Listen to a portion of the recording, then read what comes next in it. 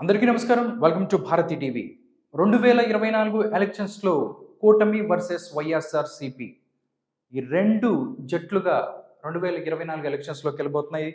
దానికి సంబంధించే భారతీయ జనతా పార్టీ మనం చూసుకున్నట్టయితే 6 పార్లమెంటు స్థానాలు, 10 అసెంబ్లీ స్థానాలలో తమ యొక్క అభ్యర్థుల్ని ఖరారు చేసింది. దానికి సంబంధించి బీజేపీ ఒక లెటర్ విడుదల చేసింది.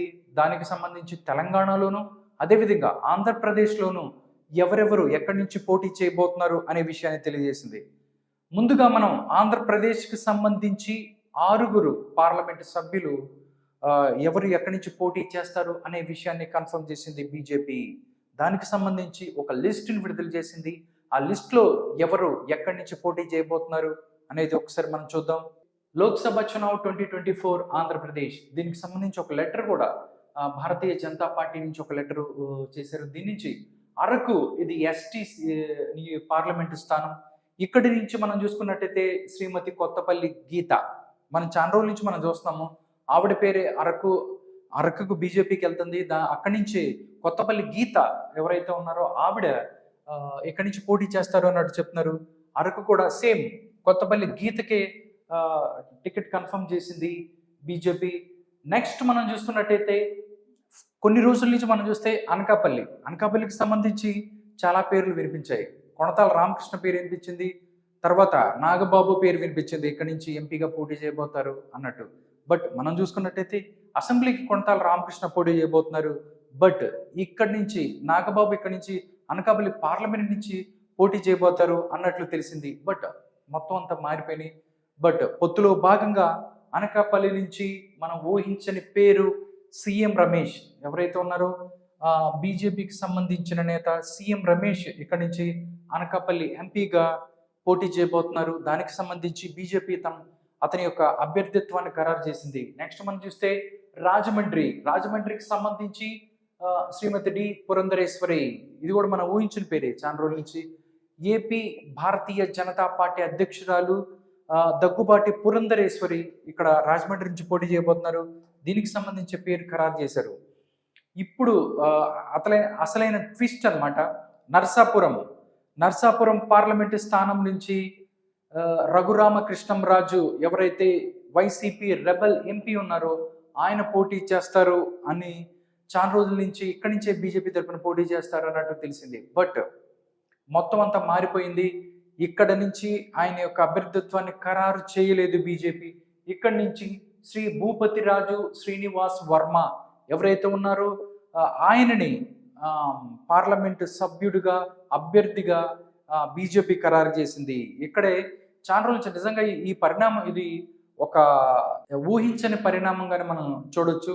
ఎందుకంటే RRR ఎవరైతే ఉన్నారో రఘురామకృష్ణంరాజు రెబల్ ఎంపీగా ఇక్కడి నుంచి నర్సాపూర్లో అంతకుముందు 2019లో పోటీ చేశారు. మనం చూసినట్టయితే అక్కడి నుంచి బయటకు వచ్చిన తర్వాత ఆయన వైసీపీ మీద ఫైట్ చేస్తూ వస్తున్నారు చాలా రోజుల నుంచి.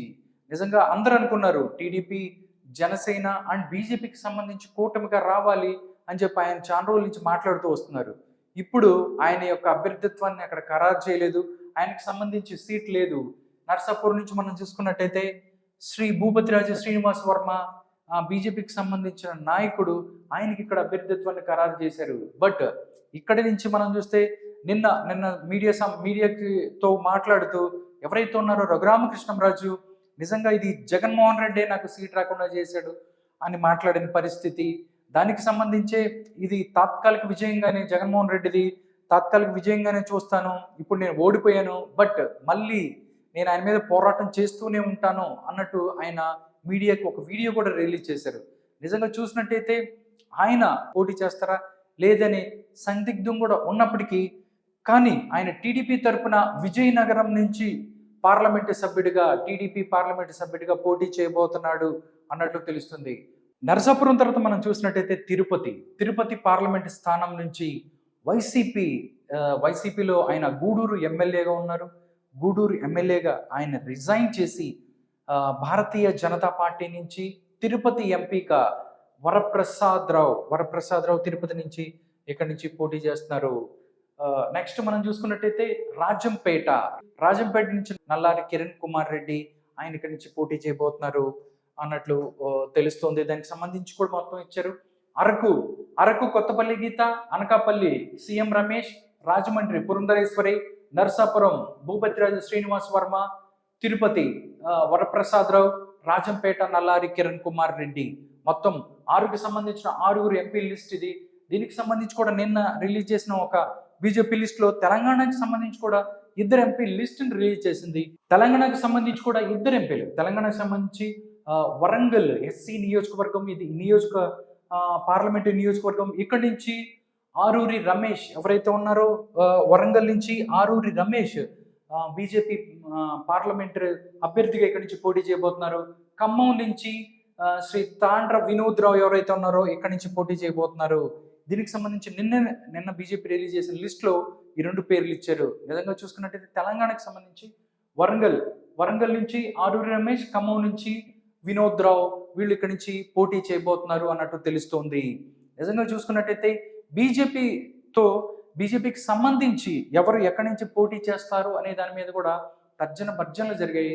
దానికి సంబంధించి ఆంధ్రప్రదేశ్కి సంబంధించి నిన్న 6 ఎంపీల లిస్టు, అదేవిధంగా తెలంగాణకు సంబంధించి 2 ఎంపీలు, వరంగల్ అదేవిధంగా ఖమ్మంకి సంబంధించి ఎవరు పోటీ చేస్తారనే విషయాన్ని కూడా బీజేపీ తమ యొక్క ఒక లెటర్ ద్వారా రిలీజ్ చేసింది. ఆంధ్రప్రదేశ్లో 6 ఎంపీలతో పాటు తెలంగాణలో 2 ఎంపీల లిస్ట్ అది.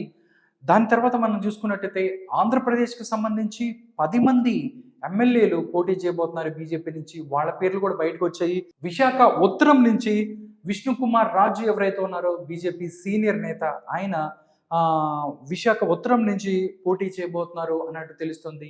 నెక్స్ట్ మనం చూసుకున్నట్టయితే కైకలూరు నుంచి కామినేని శ్రీనివాసరావు, మనం ఎప్పటి నుంచి అనుకుంటున్న పేరే, ఊహించిన పేరే. నెక్స్ట్ మనం చూస్తే ధర్మవరం చూసుకున్నట్టయితే వరదాపురం సూరి, ఇది కూడా చాలా రోజుల నుంచి మీడియాలో రన్ అవుతుంది. ఇది ఈ పేరు. జమ్మలమడుగు నుంచి ఆదినారాయణ రెడ్డి, బీజేపీ సీనియర్ నాయకుడు ఆదినారాయణ రెడ్డి ఇక్కడి నుంచి పోటీ చేయబోతున్నారు. సంతనూతలపాడు నుంచి బీజేపీ అభ్యర్థిగా దారా సాంబయ్య ఇక్కడి నుంచి పోటీ చేయబోతున్నారు. దాంతోపాటుగా మనం చూసుకున్నట్టయితే మదనపల్లి చల్లపల్లి నరసింహారెడ్డి ఎవరైతే ఉన్నారో ఆయన మదనపల్లి నుంచి పోటీ చేయబోతున్నారు. నెక్స్ట్ మనం చూసుకున్నట్టయితే ఉంగుటూరు నుంచి కూడా అభ్యర్థిని ప్రకటించింది బీజేపీ అని చెప్తున్నారు. మాలతి రాణి ఉంగుటూరు నుంచి పోటీ చేయబోస్తారు. నెక్స్ట్ మనం చూసుకున్నట్టయితే కదిరి నుంచి విష్ణువర్ధన్ రెడ్డి పేరు కూడా వినిపిస్తుంది. కదిరి నుంచి విష్ణువర్ధన్ రెడ్డికి ఛాన్స్ ఇస్తారు అన్నట్లు తెలుస్తుంది. నెక్స్ట్ మనం చూస్తే విజయవాడ వెస్ట్, దీనికి సంబంధించి చాలా రోజుల నుంచి టీడీపీకి జనసేనకి చాలా ప్రాబ్లమ్స్ వచ్చిన సీట్ అని చెప్పొచ్చు. ఎందుకంటే జనసేన నుంచి పోతిరి మహేష్ అన్నారు, ఆయన అక్కడ ఇండిపెండెంట్గా వేస్తాను జనసేన, పవన్ కళ్యాణ్ ఫోటో పెట్టుకుని చెప్తున్నారు. దాంతోపాటు జలీల్ ఖాన్ ఎవరైతే ఉన్నారో టీడీపీకి సంబంధించి విజయవాడ వెస్ట్ సీట్ నాకు కావాలన్నట్టు ఆయన కొన్ని రోజుల నుంచి మాట్లాడిన పరిస్థితి. బట్ ఇప్పుడు చూసుకున్నట్టయితే విజయవాడ వెస్ట్ నుంచి సుజనా చౌదరి ఎవరైతే ఉన్నారో ఆయన పోటీ చేయబోతున్నారు. టోటల్గా మనం చూసుకున్నట్టయితే ఇవి బీజేపీ ఆంధ్రప్రదేశ్లో ఎంపీల లిస్టు 6 ఎంపీలు, అదేవిధంగా అసెంబ్లీకి సంబంధించిన 10 మంది ఎమ్మెల్యేల లిస్ట్ కూడా ఖరారైంది అన్నట్లు తెలుస్తుంది. చూడాలి బీజేపీ నెక్స్ట్. ఇప్పుడు దాకా క్షేత్రస్థాయిలో ప్రజల దగ్గరికి వెళ్ళని పరిస్థితి. ఈ లిస్ట్ వచ్చిన తర్వాత వాళ్ళు ఏ విధంగా ముందుకు వెళ్ళబోతున్నారు, ఏ విధంగా ఎన్ని సీట్లు సాధిస్తారు, అది 10 ఎమ్మెల్యేలు ఎన్ని సీట్లు వస్తాయి, అదేవిధంగా ఎంపీలలో వాళ్ళు ఎన్ని సీట్లు సాధిస్తారు అనేది కూడా మనం చూడాల్సి ఉంది.